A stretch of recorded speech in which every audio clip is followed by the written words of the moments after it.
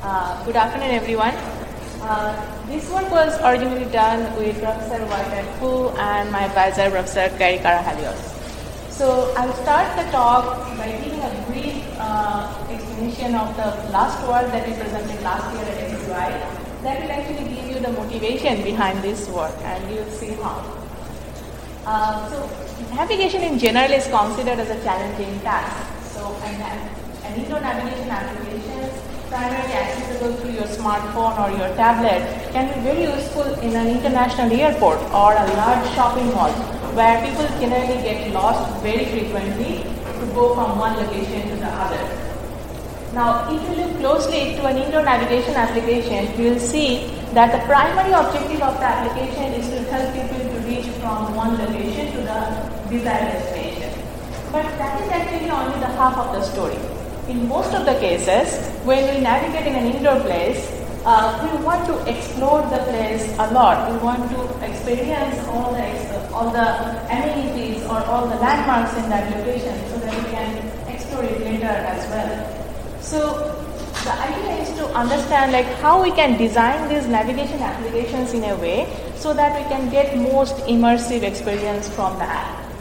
Now for that, we actually look closely into the basic structure of the existing applications. So we found there are mainly two types of elements that is used to design these applications. One is the reference frames and the navigation cues. So what is the reference frame? Reference frame is actually the background that we use to represent the environment in the app. So for example, in this picture you can see the map is used as the reference frame for these apps. On the other hand, the navigation cues, these are the hints that is used to direct the user from one location to the other. For example, here on the right side you can see on the top left corner, the arrow you can see, that is used as the navigation cue. Now, if you look closely into the reference frames, in the existing applications we found there are mainly two types of reference frames.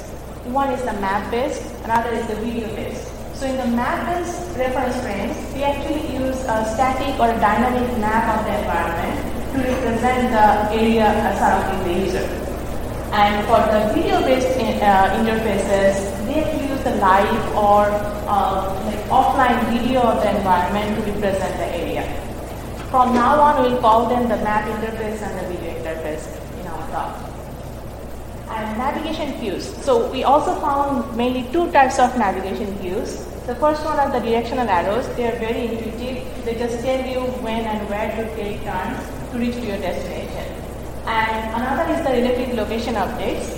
So they can vary based on the reference frames. For example, on the you can see one location marker of the location pin. In the map interface, it can actually tell you your exact location on the map. And say, for example, in the video-based interface, it's very hard to tell your exact location. So a navigation circle can be used as a relative location update, which will tell you at this point from your current location the direction of the destination. So we have observed that the directional arrows mostly require very less active processing from the user's part. User can blindly follow those arrows and reach their destination. But if you use relative location updates, you need to do a lot of processing in your mind to understand how you can reach to your destination. So what we did is we actually combined these two types of navigation cues and reference frames, and we designed some interface for indoor navigation apps. So the first two versions are for map interfaces. So in the left side we have the map interface with the directional arrow. And on the right side, we have the map interface with the location marker or the location pin. Similarly, so we assume that the left one will be the lazy approach. People will just follow the arrow and reach to the destination. And obviously, the right one will be the harder approach because they will have to decide based on the location of the pin how they can reach to their destination. Similarly, for the video interfaces, we again had two versions. One with the arrow, another with the navigation circle, and we had the same assumption. The left one will be the lazy approach, and the right one will be the harder approach. Now, this was the main finding from our previous paper. So to give you the gist of the finding, it was like we found that the lazy approach, obviously people did better with the lazy approach to reach their destination because they didn't have to think anything. They just followed the app and reached their destination very quickly. But for the harder approach, what they did is initially they struggled to understand how they can reach their destination, but once they got the idea, it was actually better for them to understand the spatial location and make a mental model of the environment, which later helped them to gain their spatial knowledge, you can say. So that was the finding from our last paper. And we were happy because that fits our hypothesis. It was like, okay, we have done our work. But you're the researchers, so you don't stay happy with one problem at a time. So quickly we found another problem that made us worried again, like what if we have more than one use in our apps and how people will perform in those scenarios.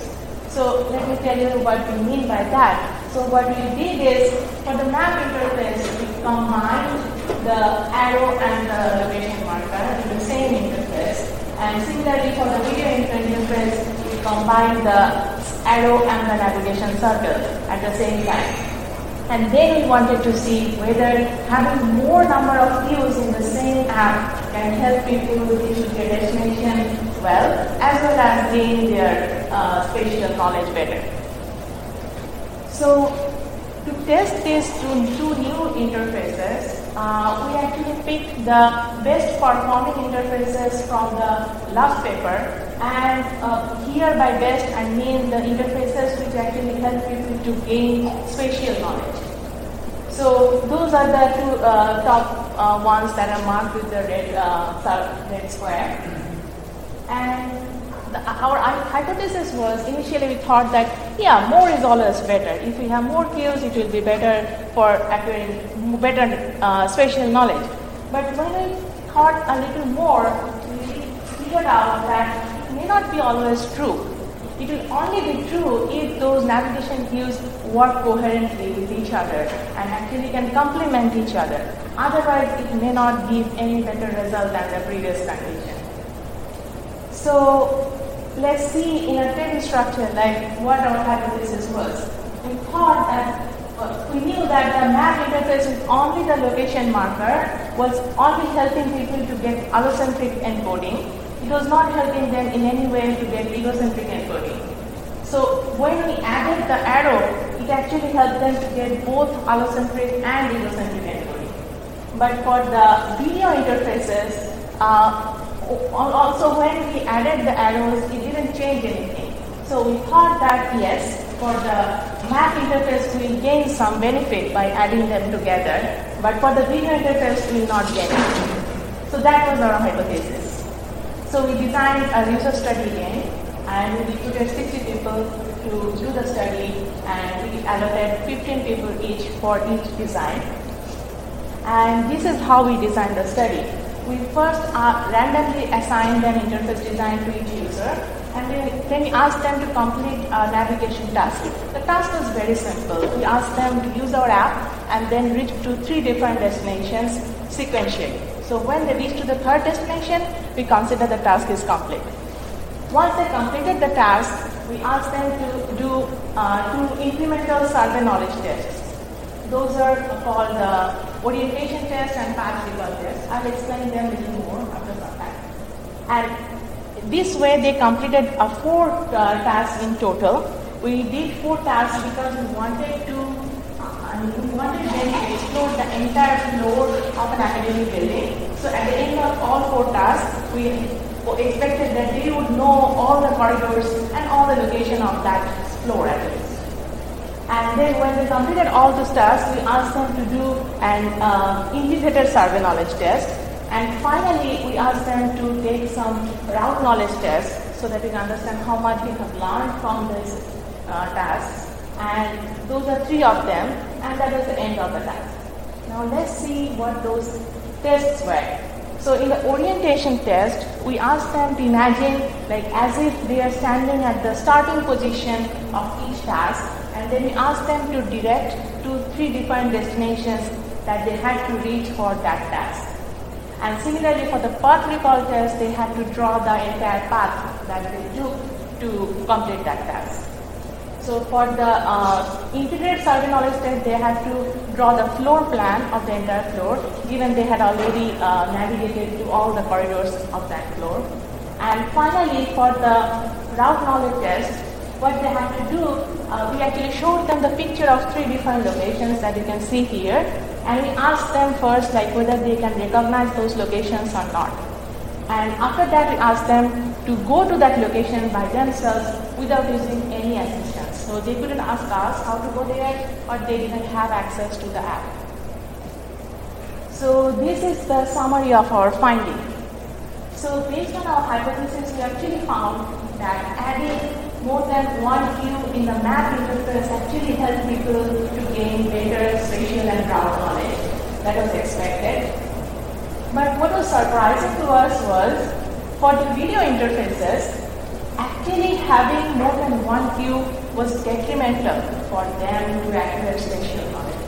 So that was surprising to us, because we expected that at least it will be as good or as bad as the previous one. But here we found that having more than one queue actually make it worse. So we were wondering like, what happened in that condition.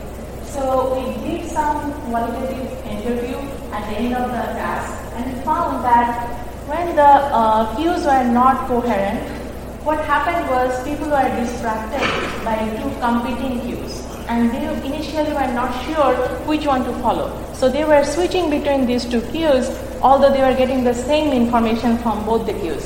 So that actually took some attention from them, and that was the reason why they actually performed worse. So we found that it's not useful, as well as it can be detrimental for their performance in terms of acquiring spatial knowledge. And we also found some additional understanding from those interviews that we were not expecting there. So most of the participants told us that they would like to see both video and map interface at the same time, because they felt that both these interface designs have some advantages which they cannot find from only one design. So we listened to them and we designed 2 new interfaces where on the map we put a small window to show the video live video, and for the video we actually put a small window to show the live map tracking. We did 2 versions because we're not sure how actually we can incorporate map and video together, so we wanted to see which one performs the best. So we just compared these new designs with the best performing previous design, and we found that undoubtedly having both map and video interfaces together help people to gain better survey and route knowledge. So wherever they were lacking previously, they could make up if they have both access to both interfaces. And then we wanted to see like how these 2 new designs are performing. If we compare them side by side, which one is better? So we found that in most of the cases, they were equivalent. None of them performed any better than the other. So only difference was the location recognition test. So people who use the video interface with a small window for the map, they actually performed better for the location recognition test. So we again did some interview to understand like what happened there, and we found that having a very small window for the video at the top on the corridors which were dark and not very, didn't have much sunlight. In those corridors, it was hard to see the video through a small window. So people were not that comfortable in those areas. That's why they performed better at the lower version, because here the video was bigger, so even if it is a dark corridor, they could still see the corridor well through the bigger window. And given that people are already used to use map in a small space, because they already use it in a smartphone, so they are comfortable using the map in a small window, but video in the bigger window. So that was our best performing interface design so far. So this is the takeaway message, that having more than one view is not always beneficial. It can only be beneficial if those views complement each other. And The second one is that combining the map and video interfaces can actually help you to gain better incidental spatial knowledge. So we are currently designing some future work in this direction. The first one is actually designing some app for the babies' toys. So we are trying to see how we can design off-the-shelf toys in a way so that babies can learn some spatial skill. I would not say spatial knowledge here. I would say spatial skills because people found that if you train your kids from a very early age on the spatial skills, then it's more likely that they will continue in the same area. So that can have some correlation. We will see in future how it goes. So that is one direction we are thinking about. Another direction is to get our existing applications and adding some audio-visual cues. Because till now, all the cues were visual cues. So you're thinking like how it would work if you have some audio cues. Say, for example, if you're crossing a water fountain, if you hear some noise of the water, will you remember it better for the later reference or not? So that is another direction I think about. So that's all for today. Thank you for listening to my talk, and I'm happy to take your questions.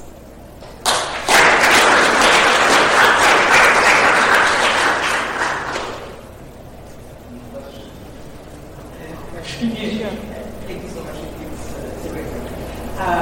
If your goal is to extend spatial learning, have you ever tried creating artificial landmarks? Because you're showing a video, but it's so bland that nothing really stands out.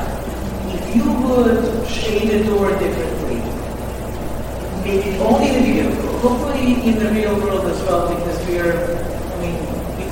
constantly have problems finding a location in an academic setting or your hospital or somewhere else, right? So have you played with landmarking, artificial landmarking as a kind of architecture on top of whatever? That's actually a very good question because we were actually facing a hard time when we were designing this task because it was designed in an academic building and there were really very few landmarks that you can actually put in the app and help you to reach those places.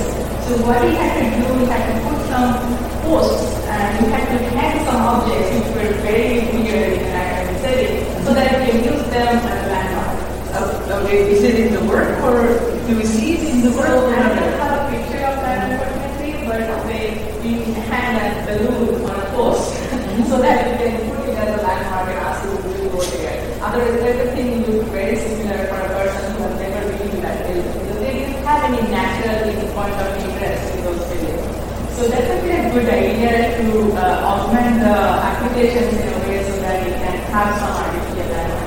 We didn't try that, but I'm definitely going to try it in the future. Thank you.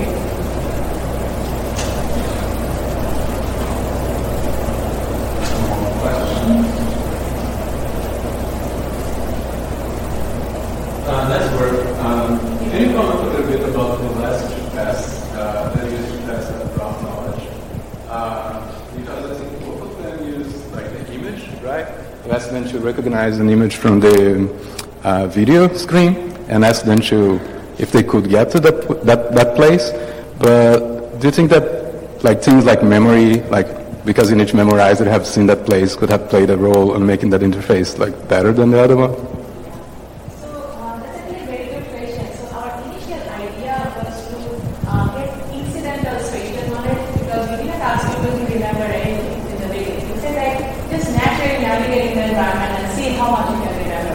And we designed those locations very carefully because we wanted to see if we increase some hardness of those locations, eventually whether that becomes a problem.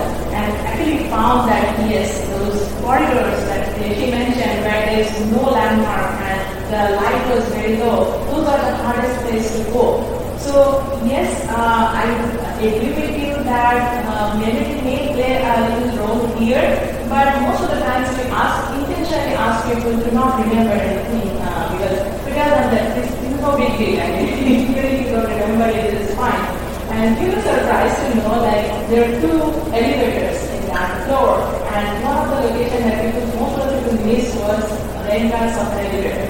So So at the end, when we asked them that this is the place that you missed, they were really surprised. They thought like they would at least remember those elevators because those are the big landmarks in an academic setup. But it turned out that because there was no sunlight in that corridor and most of the corridors were well lit, so that was one of the reasons that we missed those locations. So I didn't test it, but I guess memory was not a problem here. It was mainly the architectural characteristics of the place that played a bigger role than the direction.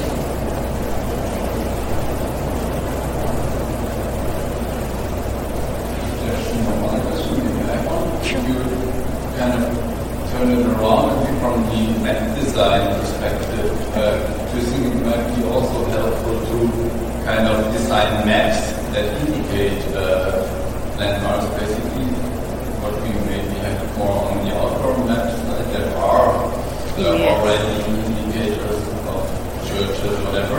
Yes. Do you think it would be also helpful or might have kind of changed your results? Yes. And such maps? So actually, initially, that's actually a very good question because initially we were deciding whether to test all these applications in an indoor setup versus an outdoor setup. So we found that indoor setup is much more challenging in terms of not having any natural landmark, especially in those places that you're not familiar with. So yes, I agree with you that having artificial landmarks can be useful, but we are thinking about putting those in a context. Say, for example, in an airport, the types of landmarks that you can put, it should be different in an academic setup. So yes, I mean, we didn't try it yet, but we definitely like to try later. Well, I meant was like labeling or highlighting. Yeah, like popping up in the, yeah. Yes. So one big challenge is that whether you are interested on those landmarks or not. So that was one thing we are not sure, like how we can grab the interest of the general population who do not have any interest in the location as if. So, yeah.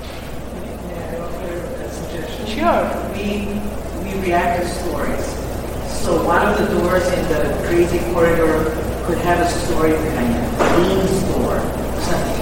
That is your artificial landmark, and it gives you another mnemonic device. Stories are the key. It's always attractive to everyone. Yeah. Good suggestion. Thank you. We definitely like to try that. Unfortunately, I was involved a lot in the creation of those that I feel guilty. Buildings that are hard to